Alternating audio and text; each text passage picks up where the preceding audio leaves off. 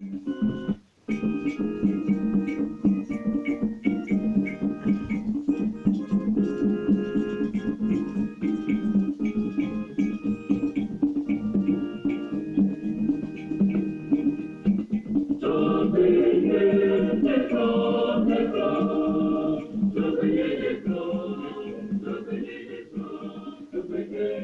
Lord is my shepherd. I shall not want. He makes me lie down in green pastures. He leads me beside quiet waters. He restores my soul. He guides me in paths of righteousness for his name's sake. Even though I walk through the valley of the shadow of death, I will fear no evil, for the Lord, you are with me. Your rod and your staff comfort me. You prepare a table before me in the presence of my enemies. You anoint my head with oil. My cup overflows. Surely goodness and love, mercy will follow me all the days of my life, and I will dwell in the house of the Lord forever and ever. Amen. Friends, we shall dwell in the house of the Lord forever and ever. We shall do the work of God forever and ever. We shall give praise and honor to God forever and ever. We are grateful to God for giving us this day, 6th March 2018. It is also the 61st independence anniversary of our dear nation, Ghana. We are very grateful to God for how far he has brought us. Brothers and sisters in Christ, I invite you to join me, the Reverend Bright Mariana Mfojo, for today's edition of Bright Morning Reflections. The text for today is Joshua chapter 1, verse 1 to 9. Joshua chapter 1, verse 1 to 9. I read the text from the New International Version, NIV, of the Holy Bible. After the death of Moses, the servant of the Lord said to Joshua, son of Nun, Moses' aide, Moses, my servant, is dead. Now then, you and all these people get ready to cross the Jordan River into the land I am about to give to them, to the Israelites. I will give you every place where you set your foot, as I promised Moses. Your territory will extend from the desert to Lebanon, and from the great river to Euphrates, all the Hittites' country, to the great sea on the west. No one will be able to stand up against you all the days of your life.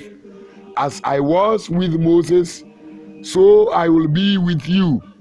I will never leave you nor forsake you. Be strong and courageous, because you will lead these people to inherit the land I swore to their forefathers to give them. Be strong and courageous. Be careful to obey all the law my servant Moses gave you. Do not turn from it to the right or to the left, that you may be successful wherever you go. Do not let this book of the law depart from your mouth. Meditate on it day and night, so that you may be careful to do everything written in it. Then you'll be prosperous and successful. Have I not commanded you, be strong and courageous? Do not be terrified. Do not be discouraged, for the Lord your God will be with you wherever you go. The word of God. Thanks be to God.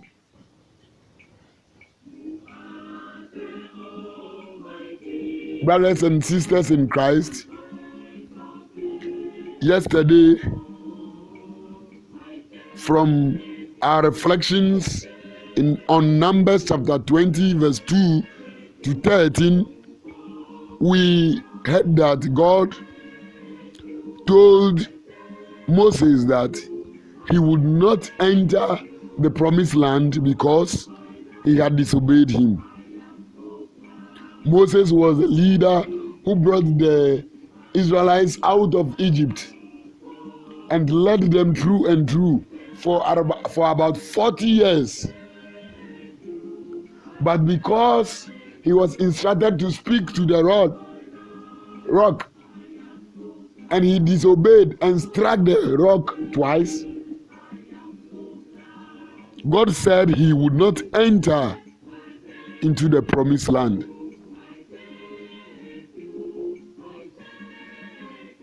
After 40 years journey, after leaving Egypt, the Israelites were about to enter Canaan. They were camped on the plains east of the Jordan River, opposite Jericho. Moses had just died. We find this in Deuteronomy 34, 1-5. And a new leader was appointed for the people. After the death of Moses, God appointed Joshua, son of Nun, as the new leader of Israel. Joshua had grown up as a slave in Egypt, but the years of hardship helped him develop a strength of character and a faith in God that would one day make him an important national figure. When the Israelites had last escaped from Egypt, Joshua soon showed his leadership qualities by quickly organizing the fighting force and driving off the Amalekite attack. So Joshua helped to drive off the Amalekites. The Amalekites were people who were enemies of the Israelites, but Joshua helped to drive them away. By the time Israel reached Mount Sinai, Joshua was Moses' chief assistant, his aide. Joshua alone went with Moses up into the mountain and kept watch while Moses entered the presence of God. Exodus 24:13. Likewise, he kept watch outside the tent where Moses met with God. Exodus 33:1-11, Numbers 11:28. On the occasion of Israel's rebellion against God in the wilderness, Joshua demonstrated his faith and his courage when he and Caleb stood firm against them. His faith in God gave him patience and kept him from selfish ambition. He showed no jealousy of Moses as Israel's leader and even tried to defend him against any action that might have appeared to threaten his exalted position. So God chose Joshua to succeed Moses as leader, but he made it clear that Joshua would not exercise the absolute authority that Moses had exercised. Moses' position was unique, and he spoke to God face to face. After the death of Moses, the civil leadership and the religious leadership were separated. From that time on, the usual procedure was for the civil leader to receive God's instructions through the high priest. Nevertheless, Joshua was a person who understood God. His experience as a spiritual guide, a civil administrator, and a military leader fitted him well to lead the people of Israel into the new land and the new era that lay before them. God gave Joshua 3 responsibilities. In verse 2, he told Joshua to lead the people into the promised land. In verse 5, he told Joshua to defeat the enemies that lived in the country. And third, in verse 3, 7, and 9, he told him to believe that God would do good things for the Israelites. Joshua's name in the Hebrew language means the Lord is my Savior. The same name Jesus in the Greek language means the Lord is my Savior. Joshua is the Hebrew and Jesus is the Greek.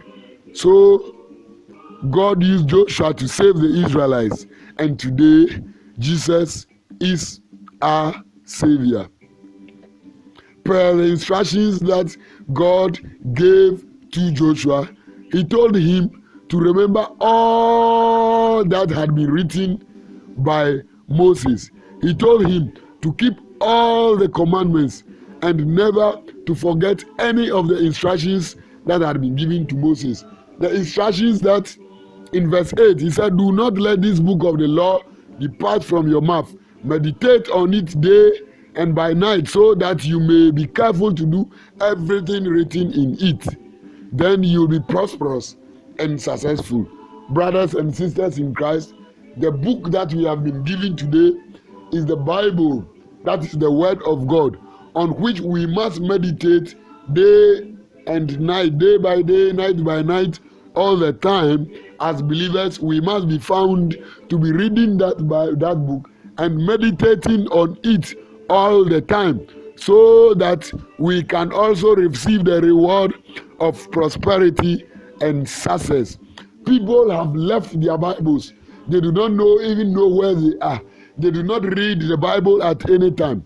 But we are being reminded once again, as God reminded Joshua, that we need not to leave our law, the book, the Bible, and the words must not depart from our mouth. We must meditate on it day and night, so that we'll be careful to practice everything that has been written in that book. We must read. We must make the Bible our friend. We must read it all the time. And then we are sure that we practice everything written thereof in the Bible. Again, let us understand that God will always prepare and equip you before he gives you a task. All while when Joshua was an aid to Moses, he was being prepared for the task of leadership in Israel. Yes. So even though he did not know that he was being prepared, he did not know that he would one day take full responsibility of the Israelite community, lead them to the promised land. All the work he did as an assistant to Moses helped him. Yes, so whatever you do, you must do it with all heart, not knowing when God will call you into a full responsibility, as he did to Joshua. There will always be a successor to every leader.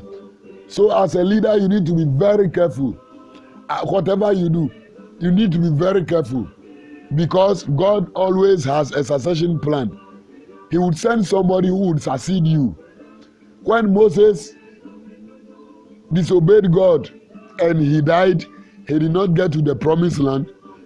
Quickly, God got Joshua to succeed him. So leaders must be very careful and thoughtful about the work they do, and be obedient to the will of God, because there are people that God would raise from nowhere to come and take over from them, should they not listen to God or do the will of God. So since God will always raise a successor, leaders must be careful, chiefs must be careful, presidents must be careful, Christian leaders must be careful. Everybody must be careful that whatever you do would please God, would be obedience to God, so that you can keep your position until you get to your promised land. Brothers and sisters in Christ, let us again quickly note that God's promise will always come to pass. Nothing could stop it. When God took the people from Egypt, when he took the Israelites from Egypt, his promise for them was that they were going to the promised land, the land that he had promised to their forefathers. This indeed came to pass, and he asked Joshua to take them to the promised land, and indeed they got to the promised land. Let us note that every promise that God has made in your life would come to pass. None of those promises would remain unaccomplished. God would make them accomplished.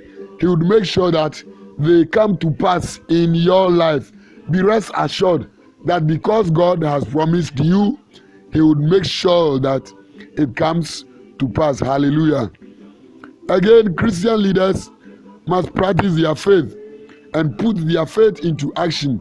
They must be strong and courageous and never be afraid. As a soldier in the army of Christ, you need to be strong. You need never to be afraid. You need to hold steadfast to God. You need to be courageous, because before God gives you a task, He equips you so well, and then He gives you all that you need. So be courageous. Jesus said in Matthew chapter 28 that we are never to be afraid, that He is with us till the end of the ages. God would be with us. He would be with us. He would be with us in everything that we do. So gather courage, be bold, march forward, and God would indeed be with you and help you in everything. The assurance of God is with everyone He calls and assigns. He helps to accomplish their tasks as long as they remain obedient to Him. God trains people to succeed others, since His work must continue. He will always keep to His promises, and He will be faithful. He will be loyal to everything that He has said. In the name of God the Father, Son, and Holy Spirit. Amen. Let us pray. Father, we are very grateful to you for your continual guidance and protection for us, and for bringing us your word this day too. We thank you. We pray that you shall help us to be courageous, so that as people that you have called into different leadership positions as Christians, we shall be able to obey your law, and your law would never depart from our mouth. We shall meditate on it day and night, that we shall receive your blessings of prosperity and success. God, we commit this day into your care. This is the 61st independence anniversary of our nation, Ghana. We commit the leadership of the nation into your care. We pray that you guide them, you help us. You help us that we shall be able to move out of our woes into goodness and into prosperity, just as you have promised, because this is your nation, your own nation. The entire day is committed into your care. Lord, help us that we shall sail through everything today. Help us that we shall sail through every plan for us that you have for us today. Help us to overcome our enemies. Help us to go through our plans for the day. We are very grateful to you. In the name of Jesus Christ, we pray. Amen.